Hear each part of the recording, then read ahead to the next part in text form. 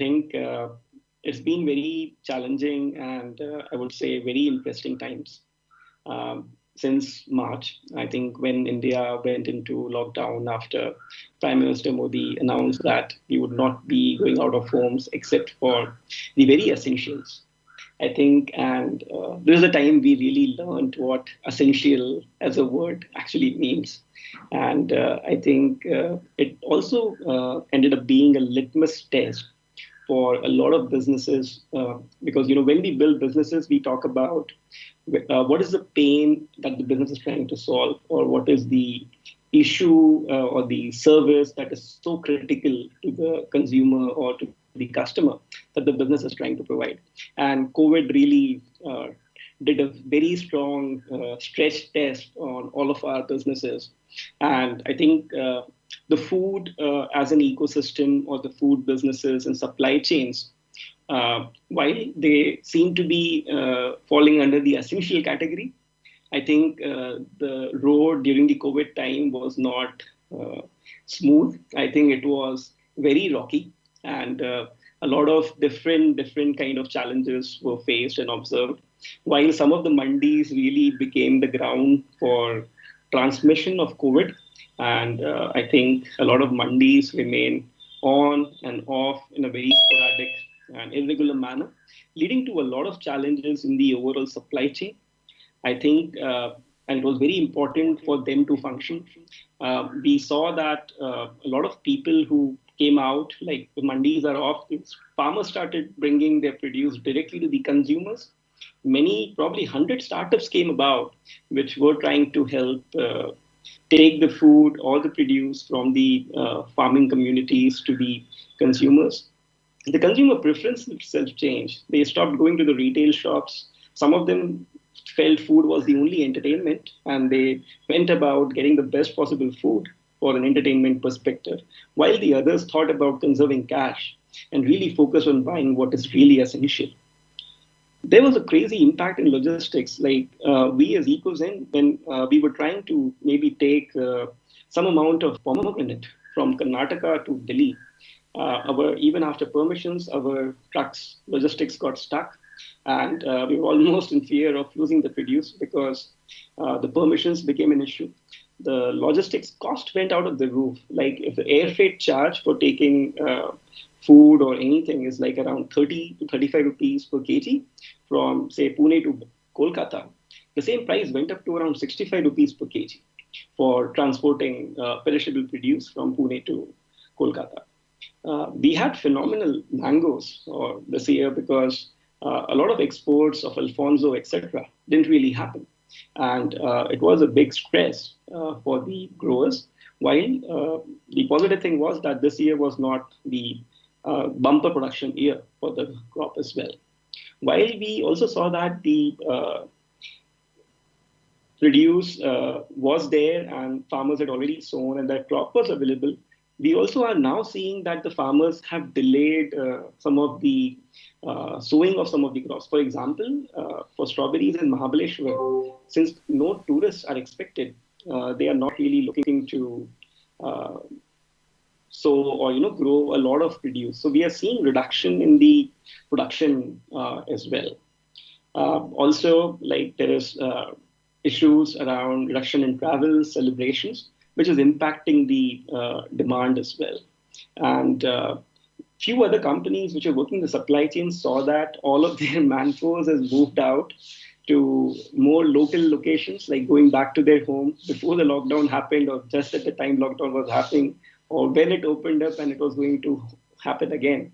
And businesses were like scrambling to figure out manpower to keep fulfilling customer orders. I think there has been a lot of challenges and a lot of learning. I think, but what I'm focused more around was some of the issues in the perishable supply chain. I would kind of want to like ask Shivakumar here as to what has been his experience as in terms of different commodity food supply chains during the COVID times, and what does he think is the aftermath for the food ecosystem and the immediate aspects, responses that businesses were really able to do? And how did they really respond to it? Yeah. Yes, Devendra. I think you did paint a reasonably good picture of what has happened around the country. If you are to look at this in a little structured manner, to look at, let's say, what did it mean to different stakeholders in the larger agri-food ecosystem and under different contexts. You talked about perishables, and there are crops or produce which are highly perishable. You talked about pomegranates, mangoes, and milk is even more complex because it's produced literally twice a day, and that's even more perishable. You need to move across to the consumption or processing pretty much by end of the day.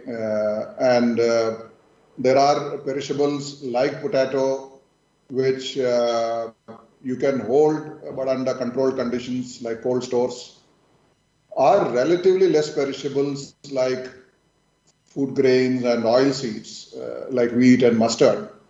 So there are different contexts in which the impact of COVID in the immediate aftermath had occurred, and it meant different things to different stakeholders. You obviously have consumers at one end and the producers at the other end, and a whole host of value chain participants in between.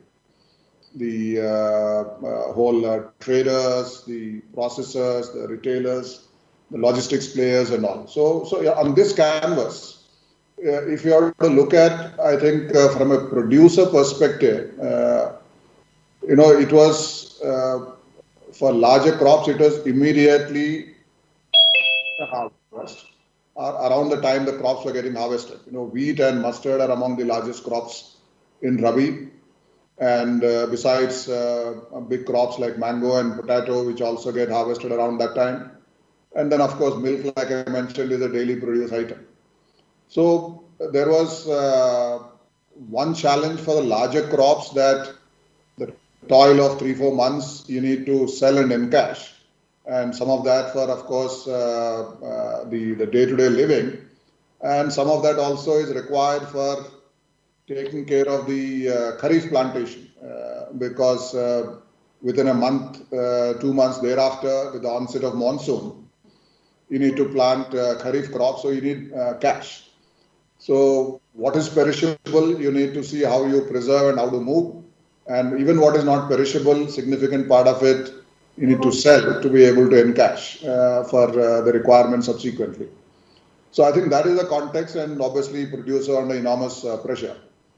At the consumption end, like you already mentioned, with out of home literally coming to a standstill, there was everything at home consumption, which also meant that consumers looking at stockpiling staples. So it meant different things for different crops. For certain crops, the demand surged. The basic stuff like rice and atta and vegetable oil and those kind of things, where stockpiling was occurring. Or there were certain categories which came under pressure, saying that meat consumption could potentially be risky. And poultry also had a myth that even poultry consumption, even egg consumption came under a concern. So suddenly demand reduced for some. Or for products like milk, where out of home consumption is fairly substantial in the hotels and restaurants and cafes and the sweet shops and all of that. So that's the lethal combination. No out of home consumption, highly perishable product, and it is produced every day.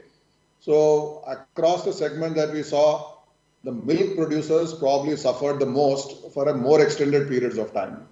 And then certain vegetables and fruits, and relatively less for less perishable crops. I think that was a kind of a producer kind of an impact. So I think what was done very well, to my mind, is that the government had exempted the entire agri out of the lockdown, which was very critical. Instantly it was done. And they also expanded the procurement system for whatever are the government procurement crops like wheat and mustard and some crops like that. And they had also opened up procurement beyond the mandis. You talked about the mandis being the densely located activities were risky areas from the point of view of spread of the COVID. And consequently, the need for more infrastructure. That if earlier you could have 400 people inside a mandi, you can't have more than 150 with the new distancing norms.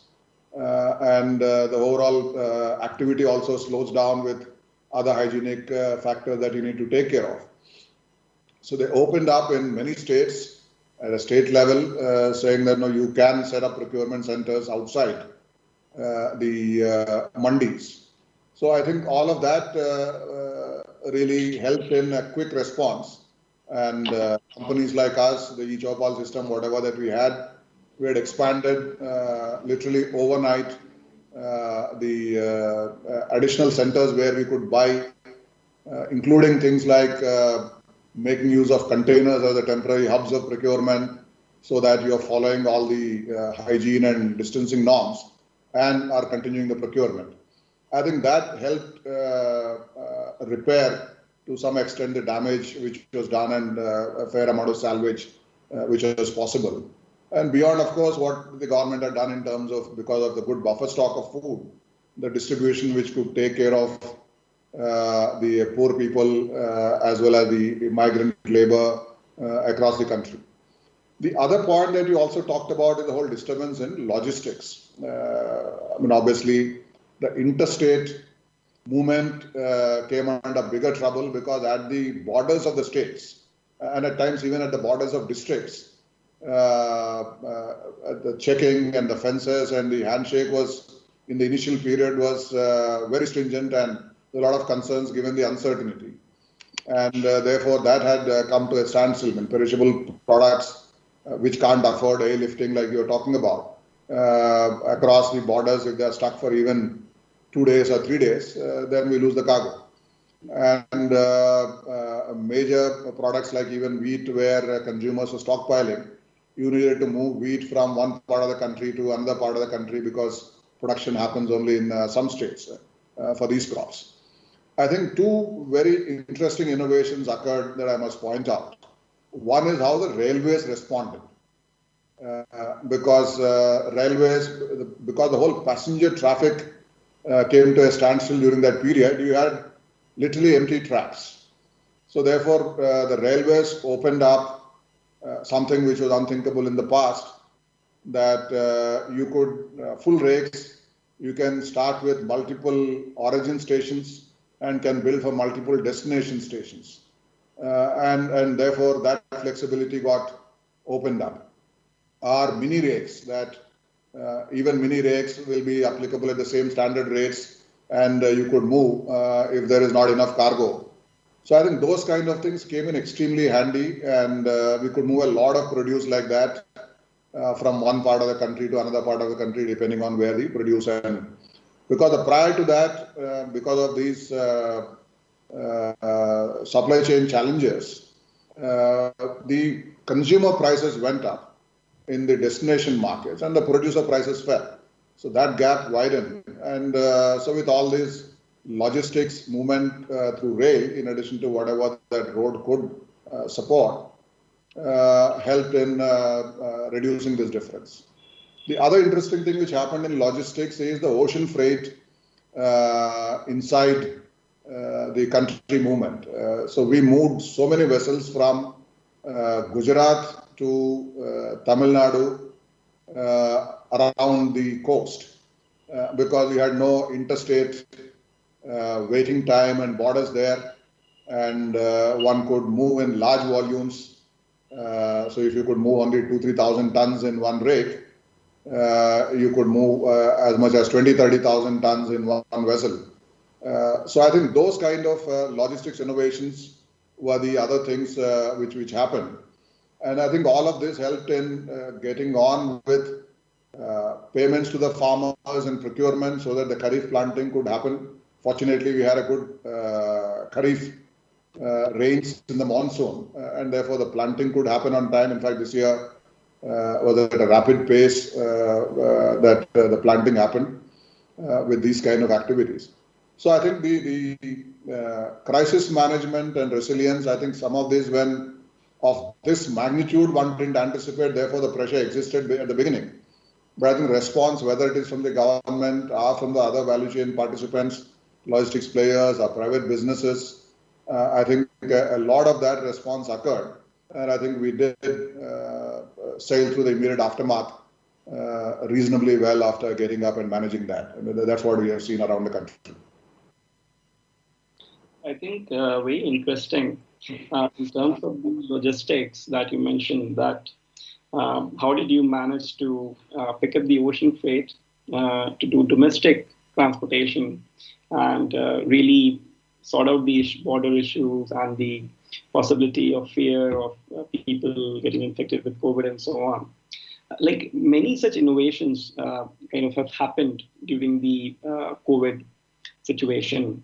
What do you think like are going to be the long-term macro economic trends, in terms of where are the aspects wherein we have identified certain weaknesses?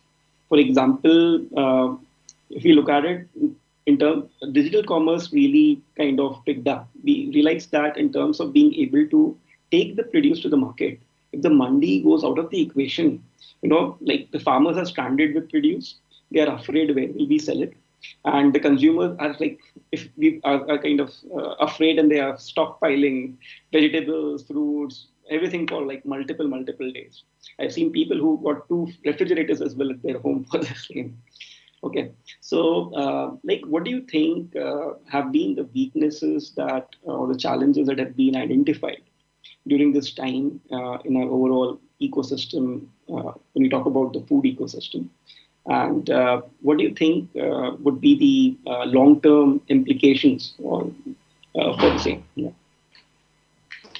I could talk about that at 2 levels. I think exactly what you said is what I would call as a disconnected value chains or poorly connected value chains, because that's what resulted in consumer not getting what she wants and producer not getting what she could in terms of selling out. And I think what the better connected value chains do is make the production system respond to demand on a more dynamic basis. I mean, no doubt any value chain operates with some response like that.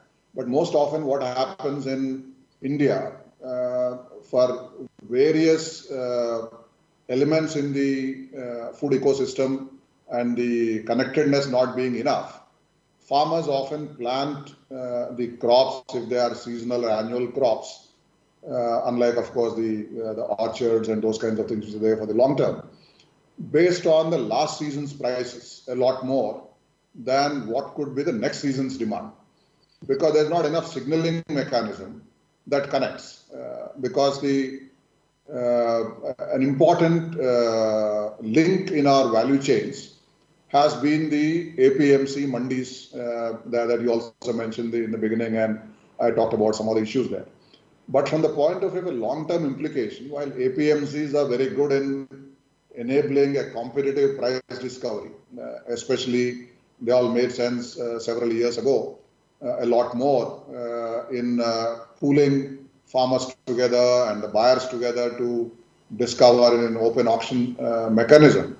But these are all post-production price discovery mechanism. So it doesn't enable signaling the demand, what varieties, what grades, what crops, and when is it likely to be a more for whatever reason. I think all of that requires a very important ingredient in the form of digital that you mentioned. So when the digital linkage is there, because we have millions of micro consumers and we have millions of farmers at the other end, it is not physically possible to get real-time information on a more dynamic basis from one end to the other end. Even if you just take market signals as an element. Of course, there is a lot more need in terms of information, changing weather, and more customized farm practice, those elements where the digital can help. But the disconnected value chain, the vulnerability was really exposed during this period when both consumer and farmer suffered, and no one along the chain could do much.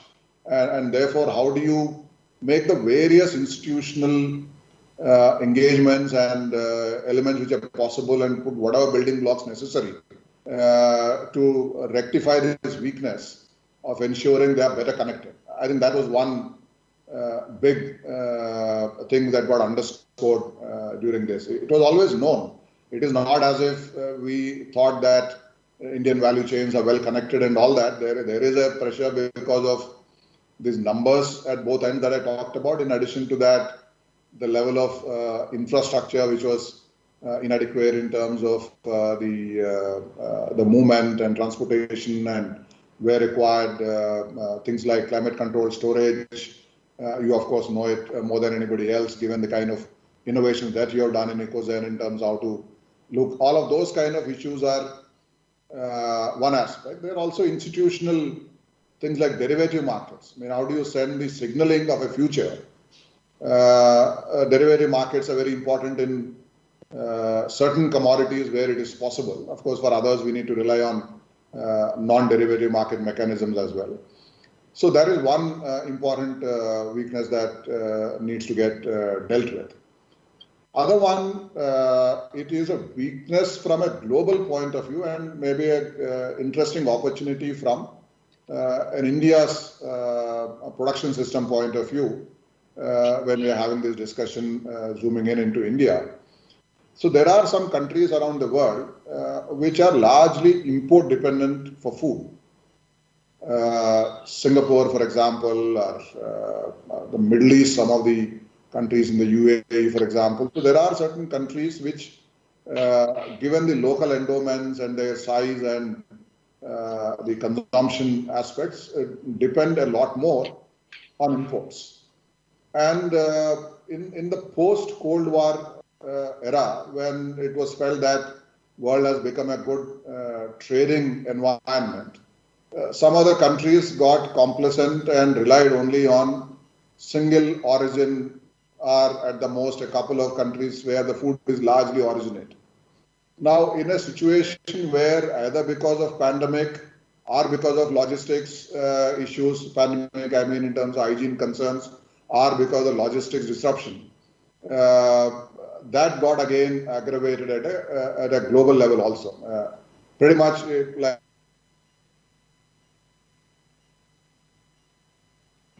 that got exposed at a global level also. I think even if it did not create an impact in the first few months, because mostly countries did have stock of this kind, but it shows up what is the long-term implication of a concentrated origination, especially if they're dependent on other countries.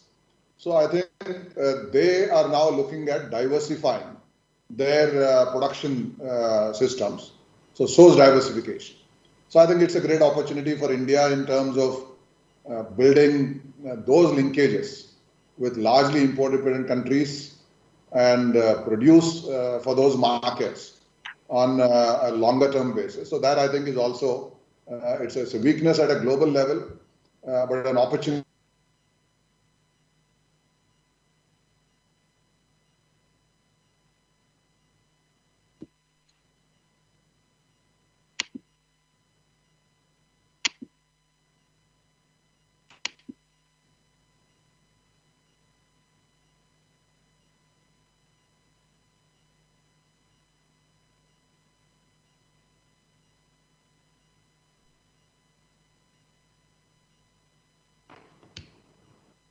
Hello.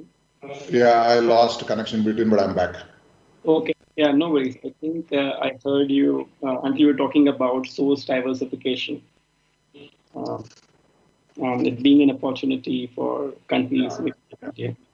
Yeah, I think those two would be the big ticket items when it talks about long-term implications. And obviously how to make all of this happen as next steps would all the stakeholders need to think about. I think very interesting points highlighted by you from the perspective of better demand forecasting and sowing to happen with that information rather than the previous seasons pricing and the way the overall market responded. And I think it's more like a Heisenberg uncertainty principle. So if you think it is going to happen like that, everybody's going to think that, and it's not really going to happen the same way. I think that's like a big challenge in the overall agri supply demand, and I think definitely a solution is required around this. I think we will talk a bit more about later on this particular point, but I think the other 2 points that you highlighted in terms of the requirement of alternative logistics options is something which is very important. I think really came out from your conversation. And apart from that, the food security. So, like, the world has been reliant that you don't need to worry about growing everything. You can get it from somewhere else. Do you think like some of these trends, like people would want to now be like apart from source diversification, they would want to become more local? Like we should have whatever bare minimum we need. We should be secure.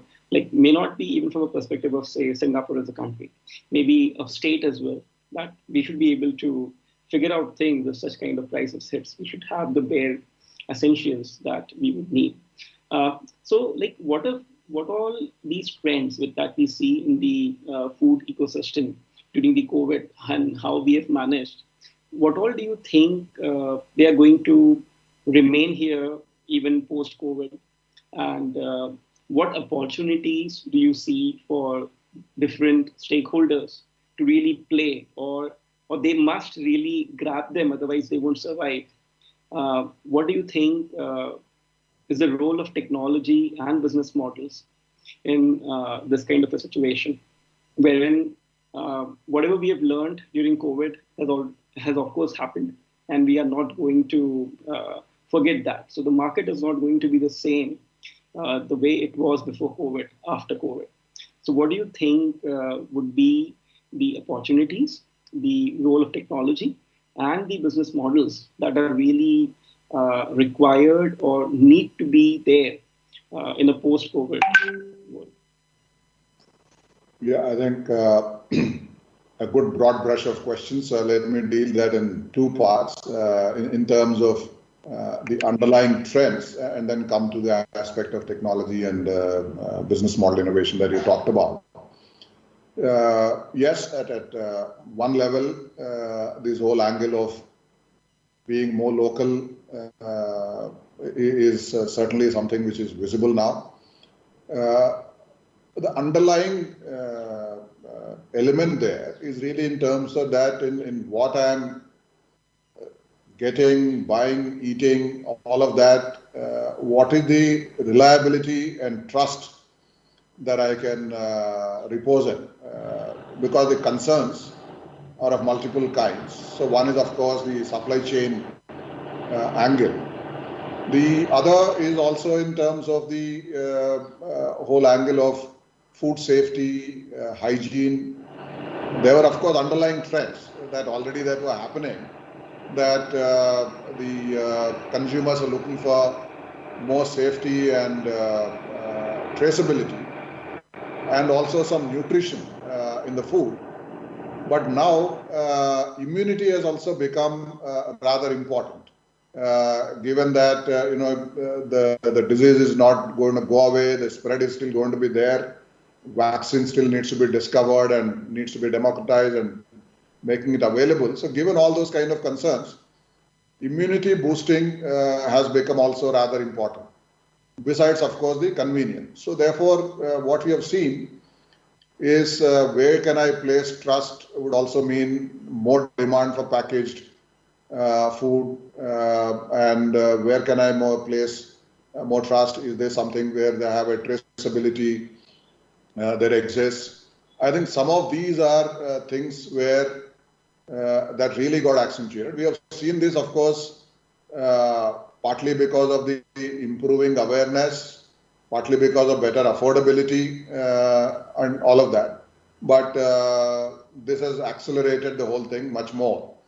And when we are talking about nutrition and immunity and some of these aspects, we have seen a sudden spurt in demand for crops like medicinal and aromatic plants, the herbs, that, okay, you add a little bit into your basic food supplements, and I become much more immune. So I think all of that really got a revival. Of course, some of these, if you look at the history and tradition of India for a long time, they all existed. It's just that they got revived in the new concerns. So I think at a food level, there would be some of the major accelerated or accentuated trends, I would say. And obviously the whole businesses and brands and everybody have responded to this. Of course, there's a lot more action in the non-food space as to how do you manage your health and hygiene and all of that, which is also there. And some of them get fed in through the agri system as well. And coming to the second part of the question that you had on role of technology and business model innovation to make all of this happen. In the earlier part of our conversation, we talked about the vulnerability and connectedness of value chains, and now some accelerated demand. And then one aspect that we also did not talk about at the producer end is to do with how the farmer is able to respond to the changing weather conditions and in a very different manner for each farm. So if you are able to get, because agriculture is highly weather dependent, and weather is also undergoing some level of change because of the climate change. We have now seen more extreme episodes of rains in summers and extended winters and very hot weather in the monsoon season from time to time. I think all of these have become also not unusual. So therefore, how do you get real-time and very hyper-local information to the farmer to be able to manage the farms better so that the production risk is reduced, besides the other aspects of the value chain and demand response and all that we talked about. So that the only way, to my mind, that this can be managed is by inducting the digital technologies, whether it is remote sensing or image processing, or whether it is the AI and ML for local quality testing, and so a whole host of things that are there. And one of the things which also happened is because of the labor movement, a more accelerated mechanization has happened in states where labor moved out, because where the farm operations otherwise planting would have taken some difficulty. So all of this require induction of technology so that you is able to do on scale, because India alone has as many as 140 million farmers. To reach a personalized solution to this scale is otherwise through the physical systems not easy. So technology will play a role. We have got used to technology across many other sectors, but it is a great opportune time to deepen. Interestingly, of course, lots of startups have done many experiments over the last 2-3 years. Some of them are maturing to get to scale now. So that is a technology role that exists. But in order to make this scaled as well as get delivered to the farmers and translate these largely point solutions by different startups to convert these technologies into more money in the hands of the farmers, more food in the hands of consumers, more safe and convenient, and all of that we talked about as the trends, require a role like a solutions integrator. And that is the role, for example, ITC is playing through what we now call eChoupal 4.0, that we host multiple startups, each of them experts in their own solutions.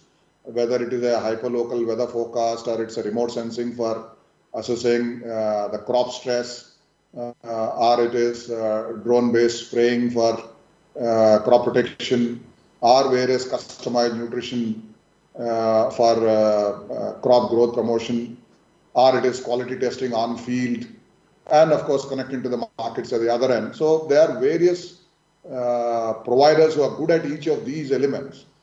So through the eChoupal platform now, we integrate these as a solutions integrator, so that in a farmer's mind, immediately after a hyperlocal weather is made available, okay, what do I do with that? So that's in the domain of somebody else. Okay, if that requires usage of a certain input, where can I access credit? And that's the role the fintech plays in terms of how do you attach a credit to this input. And if that is so, and as the crop progresses, can I make use of image processing and communicate with a back end of technical help to figure out what problem might be there on my crop, and therefore what do I do?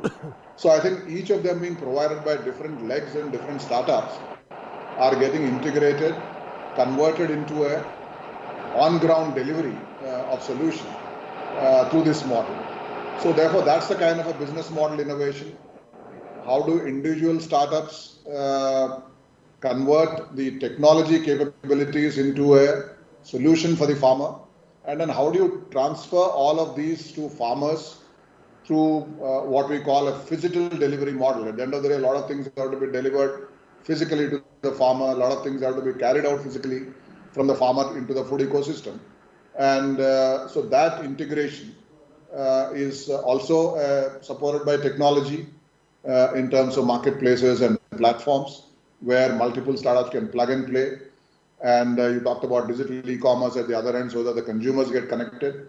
So those are the kind of business model innovations that are required to make all of this a reality.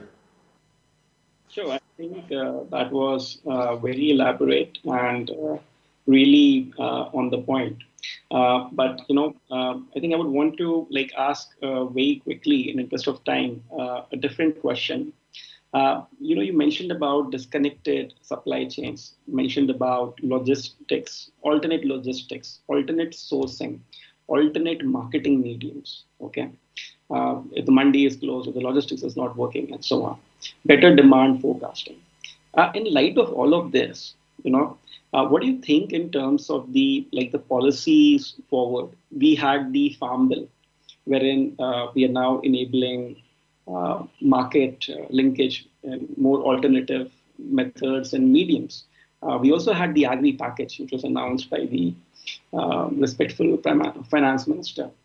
So what do you think about the policy reforms required so that we are able to kind of take these learnings and accelerate their deployment and really become resurgent, as the topic of the panel is? Yeah, absolutely. I think what you pointed out, the new agri reforms that have been rolled out obviously are in response to how do you really reconnect the poorly connected value chains. Like I mentioned, the APMC is a post-production price discovery mechanism that's not good enough to make them demand responsive, to engage in farming on a collaborative basis, to bring in resources from outside the farmers' limited resources that exist, the information and knowledge that I talked about in terms of the hyperlocal and these kinds of things. I think all of that get enabled when this now freed up, that you are not anymore just restricted only to APMC, but you can connect with the farmers directly, and the farmers can sell directly. I think those reforms, would be really the first step in, and what government had done brilliantly is by saying that these things will take time to build, and therefore they'll be on top of whatever exists already. APMCs need to exist because they have an important role to play. They must get strengthened. They also should induct technology, and all of that is one aspect. Just in response to the other element, the Heisenberg uncertainty that you talked about, what is tomorrow, and if everybody collectively acts there, what happens? in one direction. So that's where the derivative markets come into play. The futures and options will really help and bring the market in equilibrium. The price is a little high, more producers will want to produce it. When more producers want to go and sell, the consumption gets adjusted. I think that's the derivative market reform. The government had done that also more recently in terms of allowing options in goods and not just on the futures. I think that was an important reform that enables it. We talked quite a bit about digital ecosystem to make it happen. An important layer in the form of data the government needs to bring in. I think they are in the process of doing it, from what I know. And they also need to create certain standards for interoperability. Given that system is pretty large, there will be hundreds of players producing different solutions in the technology space. And all of them need to work together to be able to deliver a pan-India solution across all crops. That means the standards for interoperability needs to be set. And that is another role that the government is on at this time. To engage with this market in an empowered manner, farmers need to come together, collectives in one or the other form, FPOs. The new guidelines that have been released are another important aspect of reform, or the support, the financially as the case may be. And lastly, I would also talk about the international opportunity in terms of certain destination markets when they are diversifying the production that I talked about. Much like IT revolution occurred in the form of a business process or a knowledge process outsourcing some years ago, a very similar opportunity exists for food production outsourcing, but not on a transactional basis, but on a long-term contracting basis. I think as businesses engage with the destination markets for long-term production, assuring them of reliability, then you can be offshore but local for somebody. Like the IT has demonstrated, I think that's another opportunity that will help in resurgence because that additional production going to global markets is also what will raise the farmer income, which is one vulnerability got exposed when we talked about all this COVID. I think these are the kind of things which need to work, and I think they're all well on their way to my mind. Sure. I think it has been very interesting ideas overall. I think in terms of the different business models, I think we have touched different value chains, alternate logistics, marketing mechanisms. I think the food production outsourcing as a model is again very interesting that you mentioned. The policy reforms in terms of the Farm Bill, the different FPO regulations that the government has brought in, and the way we are looking to implement. Also, making the farmer more risk averse, or maybe not risk averse, maybe able to take more risk by using the modern technology solutions, like having better storage, drone, or better quality assaying, looking at the fact that the quality will have to be managed better on the farm level itself if we want to scale non-APMC based models. I think there are a lot of very interesting points which have been shared. I think we have kind of run out of time. So I would like to check with the host if we maybe have time for a couple of questions from the audience.